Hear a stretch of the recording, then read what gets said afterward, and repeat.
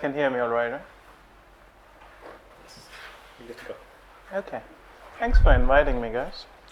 So, as my title suggests, I'm going to talk about something called twisted theory and focusing on its applications to the study of scattering amplitudes and in particular its connections to the recently emerging field of celestial holography. So, feel free to ask any questions. Twisted theory is, whatever I would like to believe, a slightly exotic subject in the wider world. So ask me as many questions as you like. I'll try to keep things fairly basic, but if it's too basic and people are getting bored, you can still give me a hint. I can try going slightly faster. But otherwise, so for example, I'll deal with some of the basics of spin helicity variables, some basic amplitudes. I'll show you some very basic expressions and stuff like that. But if you've seen them already, you can let me know. Okay, so the lectures have 50 minutes, right, Rodrigo? Yes, 50, 55 years. Okay. So well, now let me know. It's 9:09, so I can tell you when. Let me know, yeah. He stopped at 10 o'clock sharp. Okay, so 10:15. Yeah, I mean, don't care about what Adam says. No, I'm joking.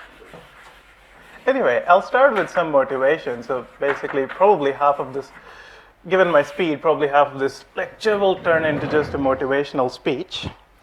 So, of course, all of us here are in physics because at some level or another we want to describe the real world. And at some level or another we want to solve the problem of quantum gravity. So, of course, the main motivation is finding quantum gravity in de Sitter space. But, well, we are flat space people, so we'll focus on quantum gravity in asymptotically flat spacetimes.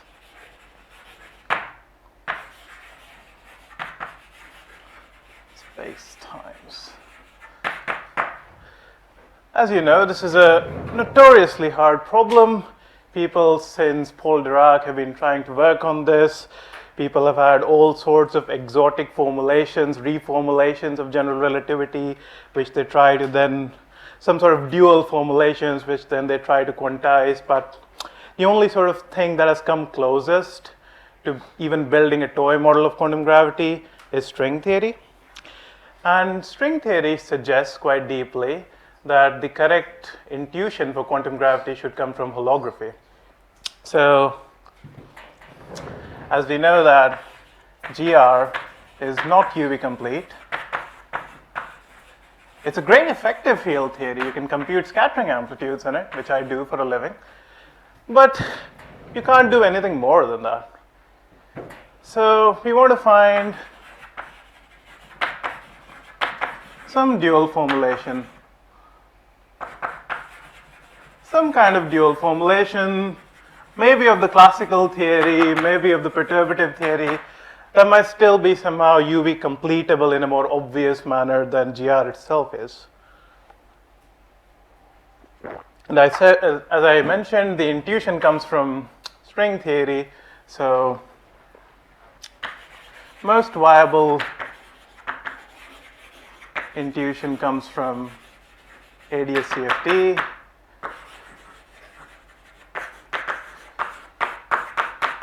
So mainly from the main example of ADS-5CFT4, where this is probably more or less the only example or the best example where people even say that we can define quantum gravity in asymptotically anti-de Sitter spacetimes literally by just saying that it's equivalent non-perturbatively to the boundary n equals 4 gauge theory.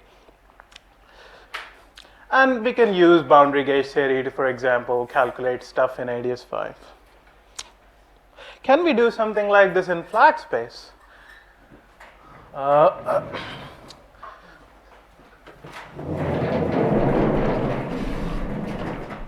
Okay, finally my Cambridge intuition for using these boards come into usage. Anyway, so can we do holography in, say, asymptotically flat space or even Minkowski space?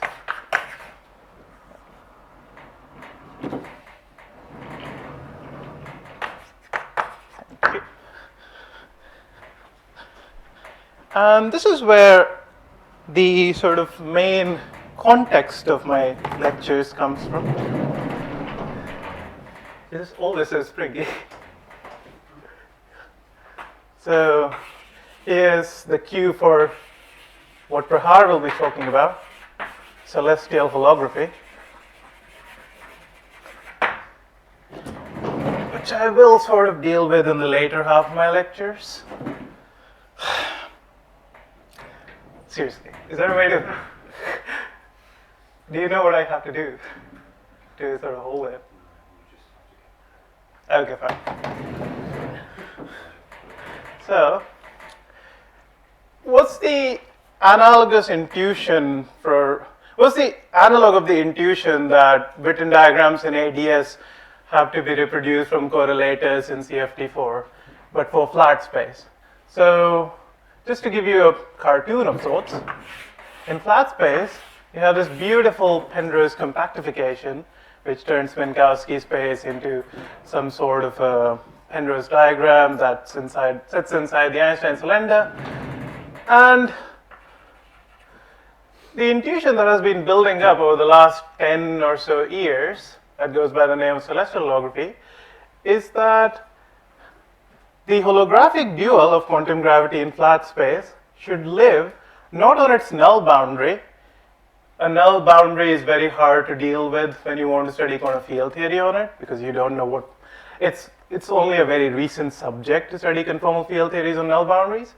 But the natural intuition that has been building is that the dual CFT lives in two lesser dimensions on the night sky of sorts, on the celestial sphere of Minkowski space.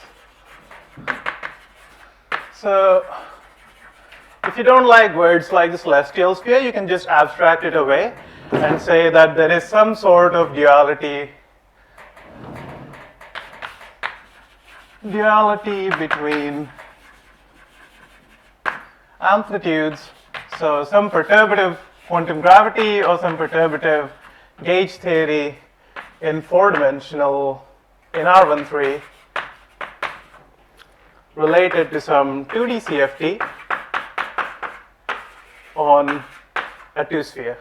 And where this two-sphere sits, the main intuition is that in Minkowski space, the main intuition is that this two-sphere sits as a celestial sphere of Minkowski space. But I'll sort of show you that this two-sphere sits much more naturally in Twistor space. And that's where the main correlations, the main sort of feedback loop between Twistor theory and field of celestial holography started. So I'll talk about this in lecture 5 probably.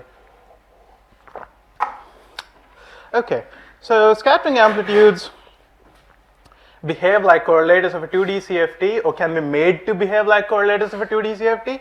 And you can look at Prahar's lectures to gain some knowledge about that. The question becomes, can we find a way to reconstruct scattering amplitudes from a 2D CFT without ever having to sort of go through the bulk Minkowski space at all? And so that's where Twistor theory comes in.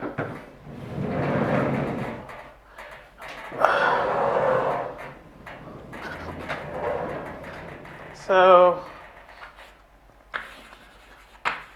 can we reconstruct 4D amplitudes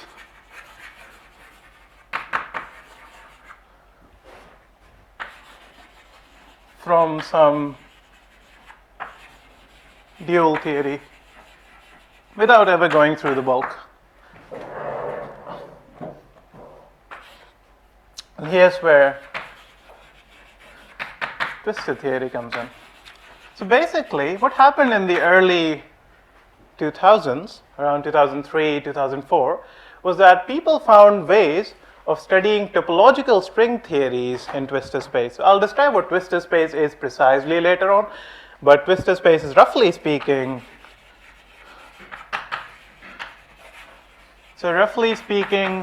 it's R4 cross S2. So you can think of it as the space of all celestial spheres put together at once. This is just intuition, but it's useful intuition. Space of all celestial spheres. So basically, you can imagine that twistor space somehow resolves the celestial sphere so that you can see all the dynamics that might be going on in some secret 2D CFT, but through this bigger space. Sorry, Atul, I have a question. Here is Minkowski or Euclidean R4? Because in that case, Yeah, that's why the intuition. That's why it's not precise. Yeah, yeah, that is actually precise only for Euclidean. Actually, yeah, that's why I wrote R4. You can construct R13 cross S2, but it doesn't sit very nicely in twistor space. So, topological strings on twistor space were studied by Witten initially. So, I won't bore you with the details of topological strings in these lectures. Depending on time, I'll come in the last lecture to describing how you compute amplitudes from these. Sorry, so these are describing the CFT twistors, but does that mean that they inherit the same like conformal symmetries as the CFT? I'm going to construct a string theory on this 6-dimensional space, which is going to be weak dual to scattering to perturbative gauge theory on this R4 factor, roughly speaking. And so this string theory is now supposed to be the bulk dual of some 2D CFT that we don't know. Right. And the hope is that now that we have some kind of stringy starting point, we could try to build a holographic dual just as we do for ADS CFT, which we wouldn't be able to do if we just started with GR without knowing. So the string theory, in fact, only describes supergravity. So that's the case where we would expect a holographic dual to be most easily found, for example. So there are deep subtleties like this, but at the end of the day, at least at tree level, this gives you a way to compute scattering amplitudes. Right. And the hope on R4 and R13 by analytic continuation, yeah, it's a bulk calculation, exactly. But the hope is that by recasting physics in our world, in asymptotically flat spaces, as some sort of string theory in twistor space, we might then be able to use holography for topological string theory to build a top-down model, which is not yet done.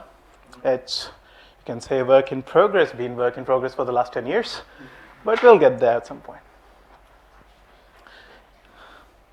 Thank you for the question. Oh, that was useful. Anyway, topological strings on twistor space was studied by Ed Witten in 2003, and they were used to compute scattering amplitudes in n equals 4 super Yang-Mills. So they give formally for all tree-level amplitudes. You can compute all tree-level amplitudes in n equals 4 super Yang-Mills. So this was done by people at Brown. So Roybans, Pradlin, Volovich, if you want to take a look at the historical papers, they're quite short. The papers from Brown are always quite short and clean. Or you can, alternatively, you can look at the 100-page paper by Witten. And then this was also generalized to n equals 8, supergravity. My people at Cambridge, basically David Skinner.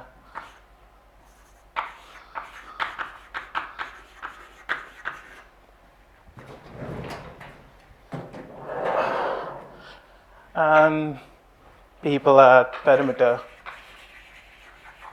Frederick Chazo. And apparently my supervisor has some role to play in this as well, but I'm not mentioning it.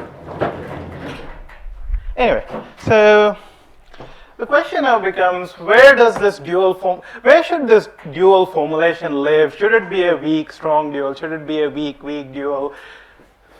Should it live on null infinity, or should it live on the celestial sphere? Should it live on twistor space? Or somehow are all these ideas interconnected to each other, and are we going to find this in the coming decade? So, as I wrote in my lecture notes, which is a very cheesy line, it's only the beginning of the adventure. We'll find where we're going as we go along these lectures. But the point is that there's some sort of a glimpse of some kind of an emerging, not a duality, but some kind of a triality, where you have twistor space sitting on top as a 6-dimensional space. So again, just to give you a cartoon, the kind of web of dualities that we expect to be found is that there'll be twistor space, some 6-dimensional string theory, preferably a topological string theory, because we're great at controlling topological strings. And then there will be space-time, and physics on space-time will be weak dual to physics on twistor space by something that goes by the name of the Penrose transform. Basically, Roger Penrose was the one who introduced this direction ages ago before Witten in the 1960s and the 1970s. And then Witten sort of turned it and viewed it from the viewpoint of a string theory, which allowed us to compute amplitudes on space-time by means of studying strings on twistor space. And then the expectation is that there will be some version of what is called twisted holography, which is just a fancy name for holography for topological strings. So this might allow us to finally find some top-down construction of a celestial CFT, which is still, we know a lot about celestial CFT from amplitudes, as Prahad will try to convey, but we don't know what it is. So it's still an unknown beast. And hopefully we'll be able to complete the triangle that way and say that space-time physics, some weak physics on space-time will be dual to some strong physics on celestial CFT. So that's the sort of dream that we in the field have.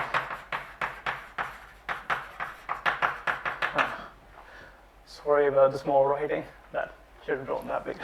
Anyway, any questions about the motivations? So the topological string theory in 6D evaluates the central charge, even though it's subcritical, it's not living in 10D. Or you mean 6D times some compact? Topological strings in 6 live naturally in 6D. Sorry?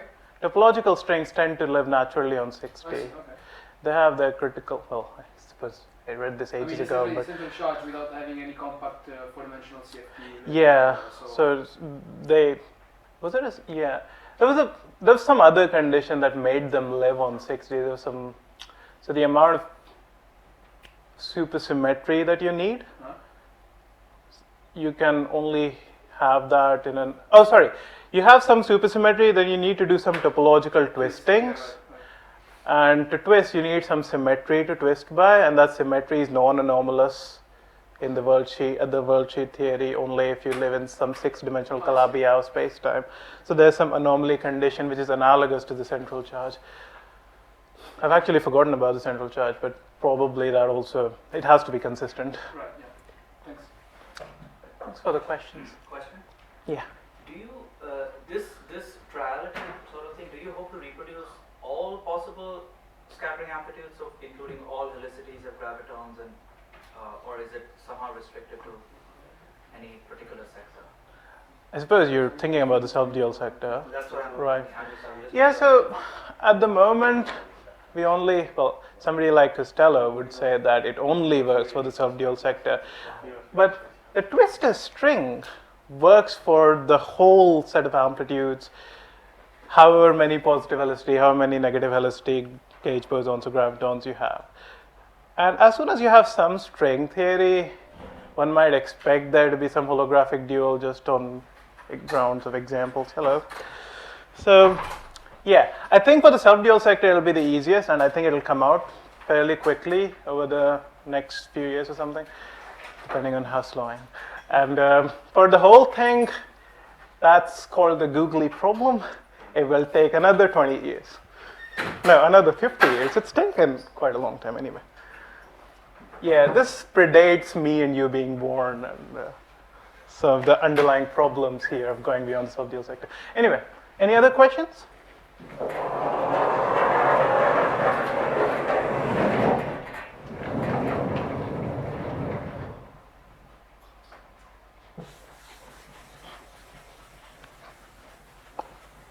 No? Cool.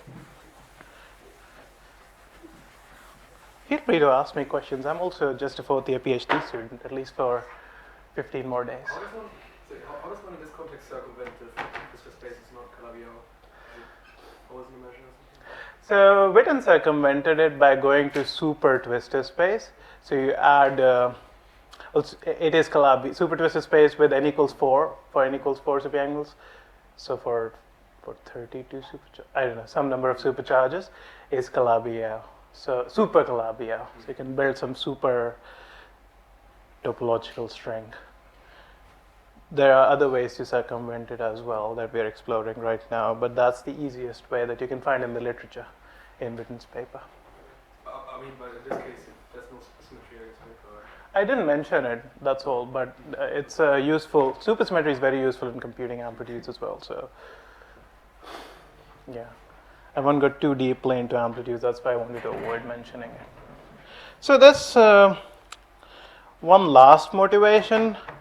Okay, maybe I won't write it too explicitly. As I said, we started with dreaming about finding some quantum theory of gravity. Now there are known quantum theories of gravity that do work from string theory. In string theory, in type 2b and type 1, there is something called the Green-Schwarz mechanism that ensures that the string theory has no gauge anomalies and no gravitational anomalies in the target space-time. And that's what's really making the string theory work for very specific gauge groups like SO32 or E8 cross E8. And this is the progenitor of the first superstring revolution, I think. But I don't think people know, well, to the best of my knowledge, people don't know how to make this anomaly cancellation work beyond one loop level, or maybe 2 loops or something. So there's something very natural and something very nice about studying topological strings. You can actually prove in the topological B model that if you have a very specific combination of open and closed strings with some specific gauge groups, so in that case SO8 instead of SO32, that you get an anomaly cancellation mechanism which is analogous to the Green-Schwarz mechanism, which works to all loop orders. You can explicitly show that.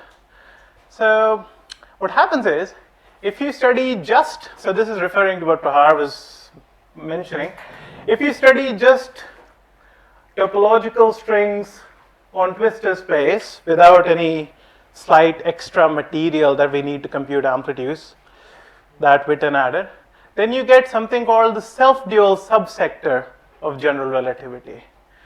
And self-dual gravity in 4 dimensions is basically just a theory of half a graviton, just the positive helicity gravitons. And that's actually one loop finite. And it's also secretly normalizable at the level of scattering amplitudes at least.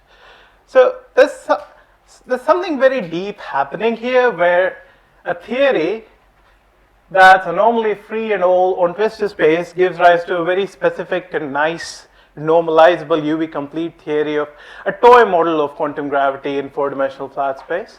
So the hope is that this is also happening because there's some secret 2-dimensional theory living on some dual 2-sphere that's secretly conjuring up these cancellations. So okay, I don't want to go into too much detail into this, but there are like loads of cool reasons you can try to study topological strings on spaces like twistor space.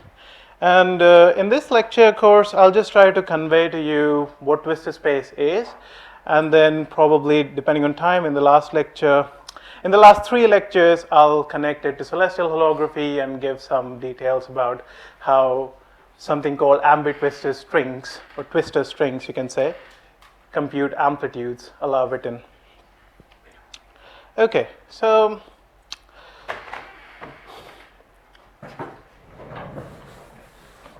how much time did I take? Is there no clock here? We have another 26 minutes. Oh, I was faster than I imagined. Anyway, good. So, we'll start with section on the basics of twistor theory. So today I'll just cover spinor helicity, but try to go in order.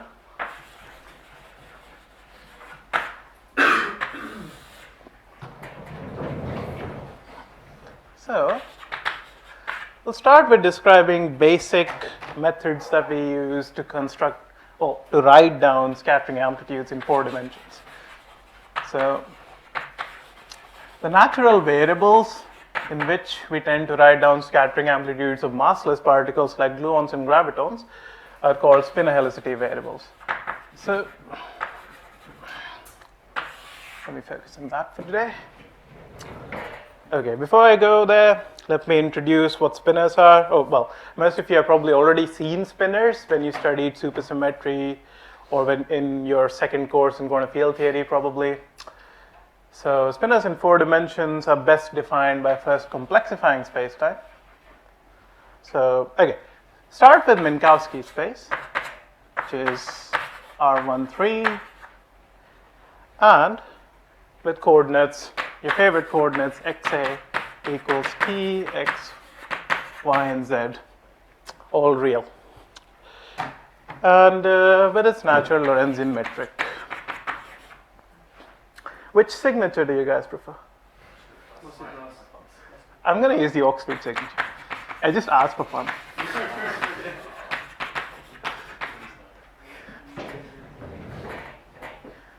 Sorry to all the uncivilized people.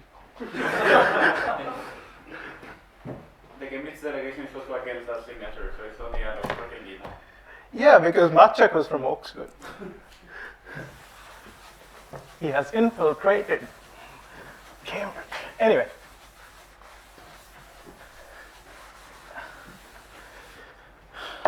Sorry, I shouldn't make in-jokes. So we'll have oh, I have space here. Sorry, I'll just use this because those boards are unstable. But if you can't read, let me know. So the complexification is basically a very simple idea. You just, instead of trying to study differential equations, so physics is governed by PDEs. You can write actions for them, but at the end of the day, you compute PDEs at tree level. I'll focus on tree level stuff. So PDEs can be analytically continued to what is called complexified spacetime. Actions cannot, but PDEs can. So complexification is basically just the stupidly simple procedure. Instead of studying R13, we studied C4, but which I'll denote as C13, basically secretly still C4. Simply take these xa's and now let them run over the complex plane. And now you think of t, x, y, and z as holomorphic coordinates on this copy of C4. And since I wrote C13, what I'm going to do is basically just take this object as something called a holomorphic metric, which is basically just that object, treated as a holomorphic quadratic differential. That remains the same.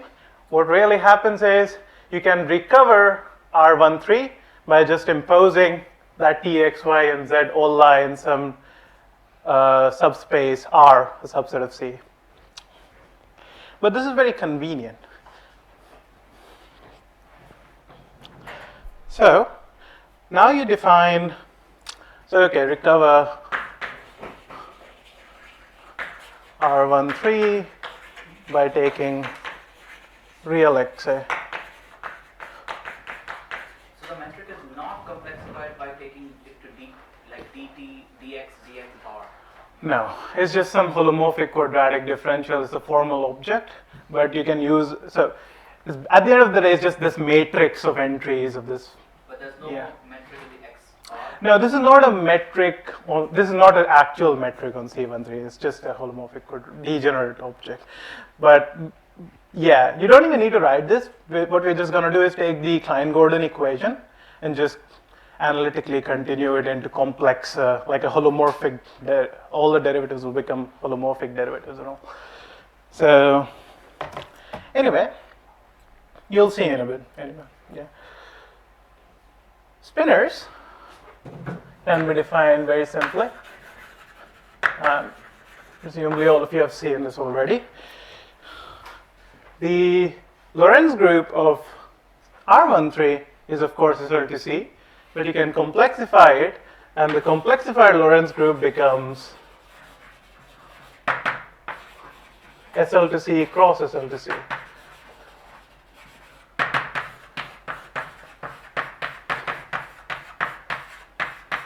And so basically you have your left moving and your right moving spinors, as you would encounter, say, in a textbook like Strednicki.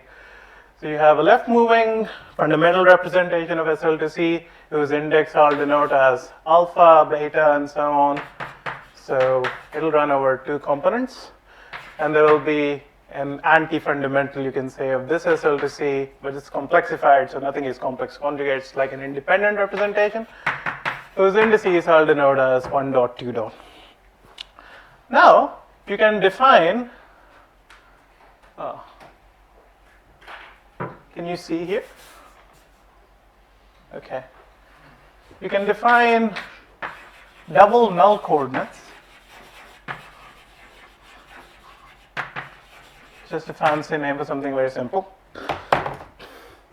So these are spinodial coordinates. Basically, these particular combinations of dt, x, y, z that I arranged in a 2 by 2 matrix, and I give it the indices alpha and alpha dot, which I'll tell you in a minute why they transform like this. So you take these combinations, t plus z, t minus z, x minus iy, and x plus iy. And in terms of these, the square root of 2 is an ancient convention since Penrose. You can remove it if you like. In terms of these, you can use dx alpha alpha dot as a basis of your one forms, and partial alpha alpha dot, which is basically my abbreviation for d by dx alpha alpha dot, as your basis of vector fields, holomorphic vector fields and holomorphic one forms on complexified space-time. And now you can express, okay, so for example, dx alpha alpha dot is just dt plus dz. Oh.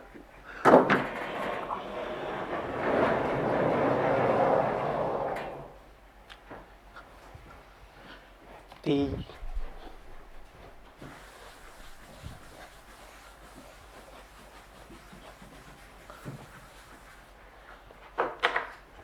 Okay, so dx alpha alpha dot is the same thing, dt plus dz, dt minus dz, dx minus I dy, and dx plus I dy.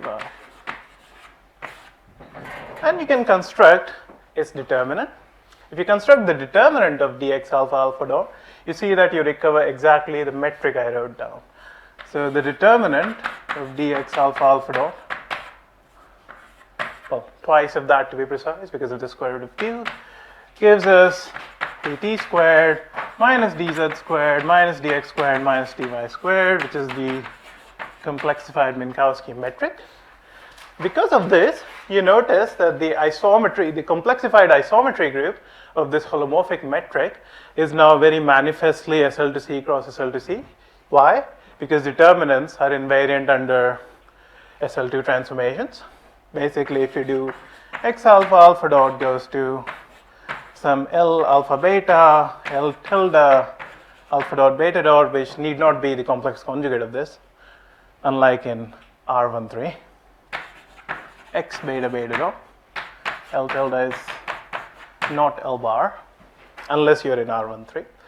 Then dx alpha alpha dot transforms analogously, and you see that twice the determinant of dx alpha alpha dot goes to twice determinant of L, determinant of dx alpha alpha dot, determinant of L tilde, and by virtue of L and L tilde being SL to C value, these are both 1. So you see that the metric remains invariant under SL2C cross SL2C, and that's why the most natural way to that SL2C cross SL2C can act on these alpha and alpha dot indices is through the fundamental representation.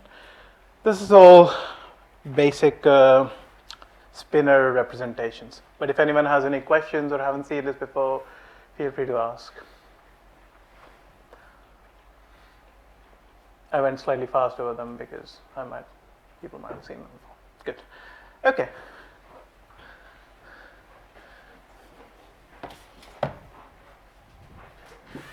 So, is it okay if I rub this part?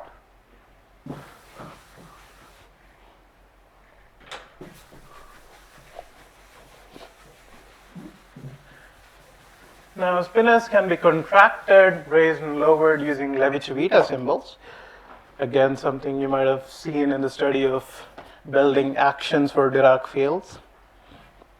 So, the metric is twice the determinant of dx alpha alpha dot, and you can write the determinant as, well, half Levi-Civita two-dimensional epsilon alpha beta, a similar Levi-Civita and alpha dot beta dot times the matrix entries. So this 2 cancels this half, which is why the square root was useful. And I'll take the convention that epsilon alpha beta is 0, 1 minus 1, 0 equals epsilon alpha dot beta dot equals the upper index 2 by 2 matrices, so that the inversion convention just becomes epsilon alpha beta epsilon beta gamma equals minus delta of alpha gamma, and similarly for the dotted indices. But feel free to use whatever convention you like. We use these Levi-Civita symbols to raise and lower spinor indices. So, for example, if you have an object which has a single spinor index,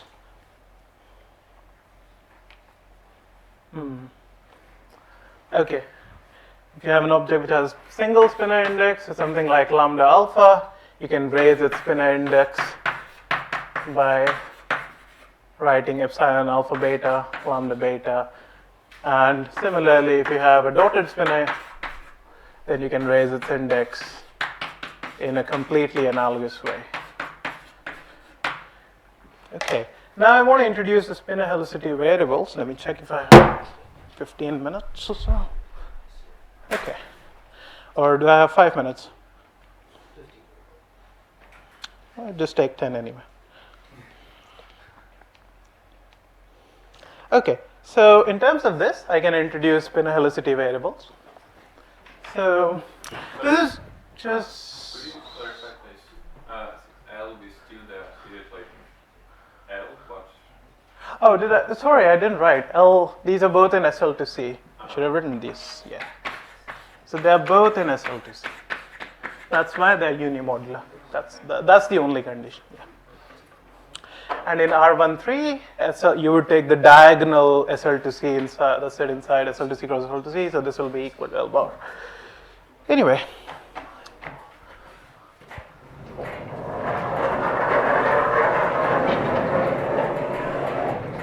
Does it have to be determinant 1? Like, can't we have determinant L tilde is 1 over determinant L somehow? Well, I didn't In want them to complex be. space, we can definitely do that. Well, I didn't want them to be interrelated. I suppose this is the largest. Oh, I see. I'm just trying to understand if this is indeed the largest symmetry, or is there something larger? Determinant L tilde equals 1 over determinant L. So L tilde would be the inverse of L. No, not as a matrix, but its determinant is the inverse. Right. Is that the group? Oh, yeah, that's a good question. I haven't thought about it. Actually, related to this, what about -1 determinant? Oh, well, the point is that you take some kind of component connected to the identity and define that to be the symmetric group that you study. That's usually done in any particular signature, like otherwise you just get these time reversals of parity that basically you treat separately anyway. So we just treat the component connected to the identity. There's a very nice reference by Streeter and Whiteman or something on CPT and stuff. Sorry, I don't quite know the answer to your question, but presumably it's not a group or something like that would not work.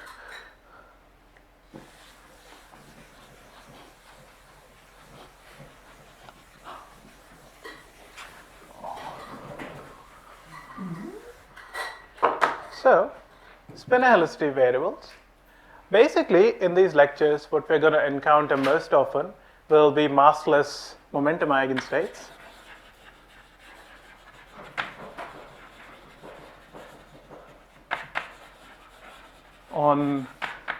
That solve the complexified analog of the Klein-Gordon equation, say. So the Klein-Gordon equation stays the same, but you just start treating these derivatives as holomorphic derivatives for some scalar field, or its higher spin analogs. So a momentum eigenstate looks like e to the I p dot x, where p a squares to 0. That's a null momentum. But now, since we are working with the holomorphic equation, PA can be arbitrary complex numbers. And e to the ip dot x solves that equation for any arbitrary PA, satisfying the nullity constraint. The data of PA modulo p squared equals 0 happens to be equivalent to the data of a pair of two spinners. So what you do is, just like you did for x, you construct p alpha alpha dot. That's 1 over square root of 2, pt plus pz, pt minus pz, px minus ipy, and px plus ipy. And you notice that the determinant of p is 0 because of the nullity constraint. So the determinant is basically pt squared minus pz squared minus px squared minus py squared. If the determinant of a 2 by 2 matrix is 0, it's basically either completely 0 or it has to have rank 1. So you should have some kind of a decomposition as a tensor product that looks something like the tensor product of a 2 spinner with another independent 2 spinner of the opposite chirality. So for example, you can write these down explicitly.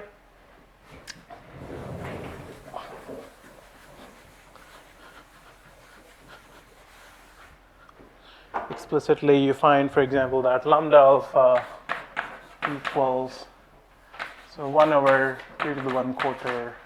Write them down in a slightly symmetric manner, but you can write them down any way you like. Px plus ipy over square root of pt plus pz, and lambda triddle is similar, but with that plus replaced by a minus.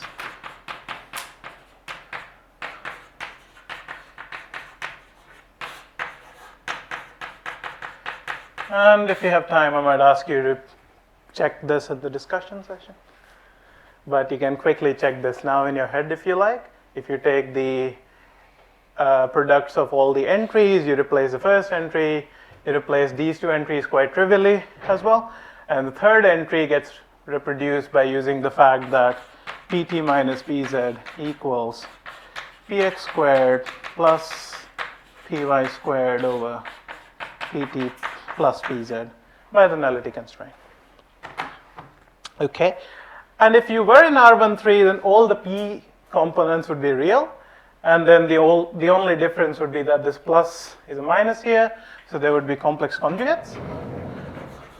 So in R13, you're on this so-called real slice where lambda tilde alpha dot is secretly the complex conjugate of lambda alpha component by component. I hope you understand what that means. That's a slight abuse of notation, but it's component by component complex conjugation. And you can define contractions Oh, okay, so just one more page. So basically, these variables are defined only up to a certain scaling. It might first appear that this is a 2-component spinner, this is a 2-component spinner, so there are 4 degrees of freedom, while 4 holomorphic degrees of freedom, while P was null, so it would only have 3. But what happens is, this product is of course only defined up to a scaling of lambda up and a compensating scaling of lambda tilde down. So defined up to this scaling is equivalent to S lambda alpha 1 over S lambda tilde alpha dot, where S is any non-zero complex number. So modulo this scaling, the data of a pair of spinners contains the same data as that of a null momentum in complexified Minkowski space. So this is called little group scaling. This name will never occur again, so you can forget. Sorry about the tiny font. Anyway. Okay, so finally, let me just say that I've already told you how these indices are raised and lowered. That convention is quite ubiquitous, so you should keep that in mind, what are lowered and what are raised indexes. Then you can define spinor contractions using lowering and raising in the most obvious manner. So spinor contractions between a pair of spinor variables will be denoted by, so in the literature, they're commonly denoted by square and angle brackets.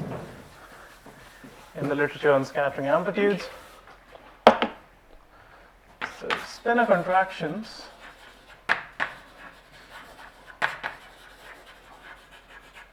look like, so whenever you have 2 undotted spinors, say lambda alpha and kappa alpha, their contraction is denoted by angle brackets, and it's defined to be the obvious thing. And you can rewrite this in terms of Levi-Civita symbols using the conventions I told you. So, well, I didn't tell you this, but you can easily check that the lowering convention looks something like this. So kappa beta epsilon beta alpha will be the lowered version of kappa alpha.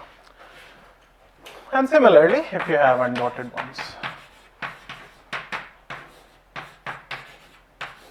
Lambda tilde, kappa tilde is defined to be lambda tilde alpha dot, kappa tilde alpha dot, which is,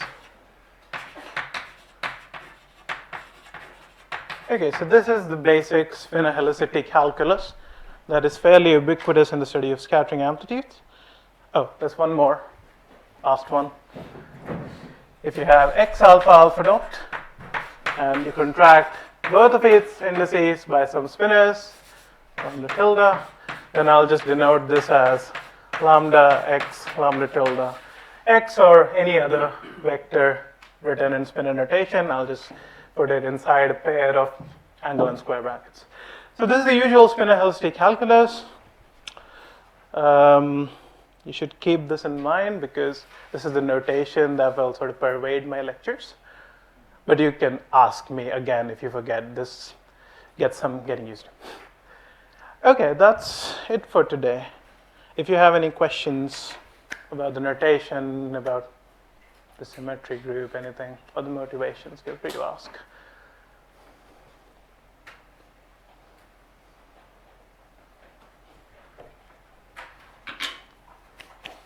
Thanks for asking the questions in the talk, in the lecture. Very nice questions. Yeah. So regarding that triangle diagram that we did earlier, I asked you about whether it can go beyond its positive helicity, but can you also go beyond, for instance, massless particles? Can you talk about massive S matrices in that? Not me, but Roger can. So you have, okay, I haven't studied this. This is more like the stuff that Lionel's other PhD student does. But there is a way to define twist spinor helicity variables for massive particles. You might have come across this, just a pair of spinor helicity variables. And then there's a way of completing that into twistors. But you have to use like 2 twister to just like 2 spin-density variables, you have to describe a massive particle by 2 twistors. It's awkward. It can be done. It's much more naturally thought of as some sort of dimensional reduction of some 6D massless theory on the Higgs branch that gives you some masses to the particles in 4D. But I don't think it's at the same level of development in the amplitudes community. People like Alex Ochirov and friends, and Lionel's other students are looking at this.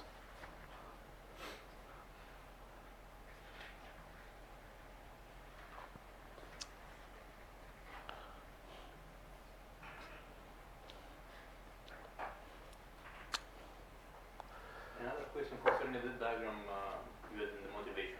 Does the formally strictly apply to flat Minkowski space or to any generated and totally flat space? Oh, that's the question for the ages.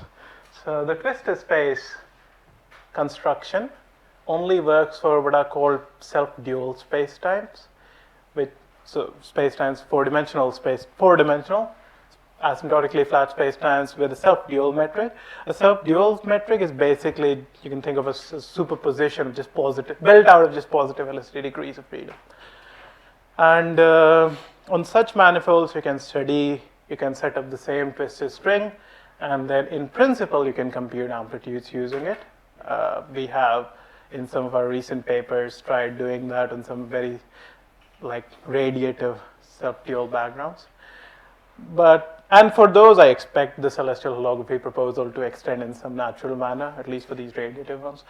But beyond self-dual spacetimes, it's unknown how to recast a general Ricci flat metric on a four-dimensional space in terms of a twistor space. So this is called the googly problem. And this is a problem, this is as old as 1980s, for example. And if this can be done, if you can construct a twistor space somehow, 40 years later from now maybe, then you'll be able to construct a twistor string.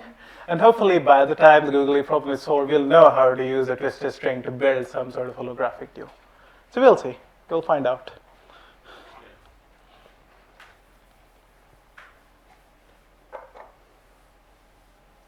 Otherwise, yeah. So the noise group is also the Euclidean conformal group. So can be Twistor space used in the CTEP over. You can build Are you asking if I can build twistor spaces for the CTEP? Yeah. You can build twistor spaces for anti-de Sitter and de Sitter spacetimes.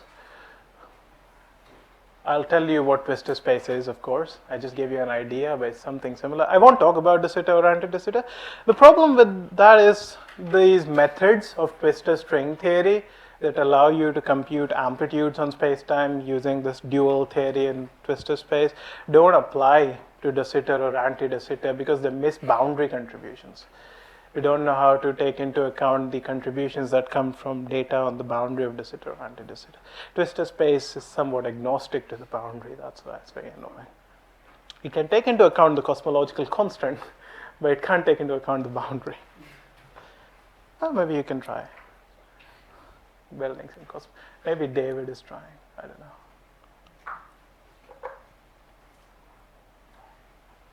Questions? If not, then we have a break and we will be back here in half an hour at past 10. Thanks, Atul.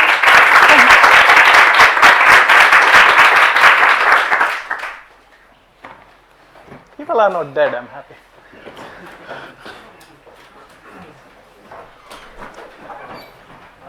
Stop, right? Stop or pause?